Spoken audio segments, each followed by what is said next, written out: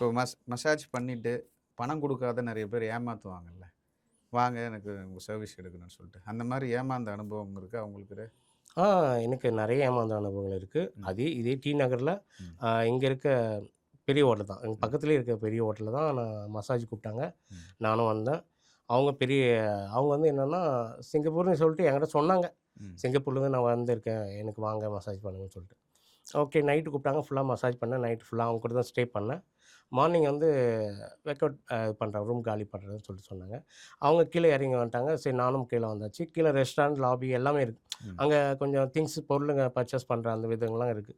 இவங்க என்ன பண்ணாங்க, ரெஸ்டாரண்ட்ல என்ன சாப்பிட சொன்னாங்க. நெறைய பர்ச்சேஸும் பண்ணாங்க.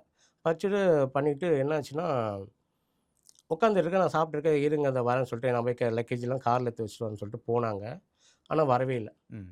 என்னன்னா பில் எல்லாமே அவர் உட்காந்துருக்காருல, அவர் தான் என்னோட உட்பின்னு சொல்லிட்டு, அவர் பண்ணிடுவாருன்னு சொல்லிட்டு காமிச்சு விட்டு போயிட்டாங்க. ம். காமிச்சு விட்டு அவங்க வந்து நானும் இவங்க வரோன்னு சொல்லிட்டு ஒரு 1/2 அன் ஹவர், 1 ஹவர் கிட்ட உட்காந்துட்டு இருக்கேன். ம். வரவே இல்ல. அப்ப நான் போய் லாபில கேட்கிறப்ப, அவங்க உங்கள பில் பண்ணாங்கன்னு சொல்லிட்டு, உங்கள பில் பண்ண சொல்லியிருக்காங்கன்னு சொல்லிட்டு, பில்ல எடுத்து என்கிட்ட குடுக்குறாங்க. ரூ. 30,000 பில் இருக்கு. ம்.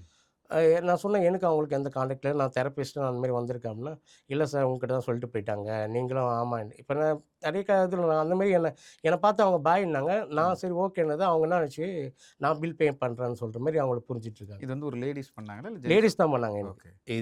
இந்த இடத்துல இந்த லேடீஸ் தான் பண்ணாங்க. ம். அவங்க சொல்லிட்டு போயிட்டே இருந்திருக்கிறாங்க. அதுக்கப்புறம் பார்த்தீங்கன்னா, நான் கிளம்பலான்னு பார்த்தா, அங்க இருக்கிற அந்த ஹோட்டல் செக்யூரிட்டி யாருமே என்ன விடல. ம். நீங்க பில் பண்ணியே தான் ஆகணும்னு சொல்லிட்டு, என்ன விடவே இல்ல. ஒரு 1/2 டே. அதுக்கப்புறம் ஃப்ரெண்ட்ஸுங்கிட்டலாம் ஒரு 5000, 2000, 3000 சொல்லிட்டு கேட்டு வாங்கி, இது ஒண்ணும் அதுக்கப்புறம் அந்த லேடீஸ வந்து நான் ரீச் பண்ண முடியவே இல்ல. ம். அவங்க அவங்ககிட்ட சொன்னாலும் எனக்கு வந்து அவங்களுடைய அட்ரஸ் எதுவுமே அவங்க தரல. ஹோட்டல்ல அந்த தரப்புலேருந்து எதுவும் தரல. எப்படி ஹோட்டல்ல அவங்க ஸ்டே பண்ணும்போது குடுத்துருக்கணும்ல? நான் கேட்கிறப்ப தரல. ம். உங்களுக்கு தெரிஞ்சா நீங்க இது பண்ணிக்கங்க. அவங்க நம்பர் இருக்குல்ல, அத கால் பண்ணிக்கங்க இப்டி சொல்லிட்டு, அவங்க சொன்னாங்க. நான் அப்புறம் போலீஸ் கம்ப்ளைண்ட் நான் பண்ணேன். ம். அதுக்கப்புறம் இதெல்லாம் இப்பதான் சகஜமா நடக்குதுன்னு சொல்லிட்டு, ஒரு வேளைக்கு என்ன ஏதுன்னு தெரியல. அவங்களுக்குள்ள கனெக்டா என்னன்னு தெரியல. ஆனா இந்த மாரி என்ன வர வச்சு ரொம்ப ஒரு ரூ. 30,000 கிட்ட ஏமாத்துன அந்த லேடி, இதுவரைக்கும் நான் பார்க்கணும்னு நெனைக்கிறேன். ஆனா இதுவரைக்கும் அவங்க என் கண்ல சிக்கல.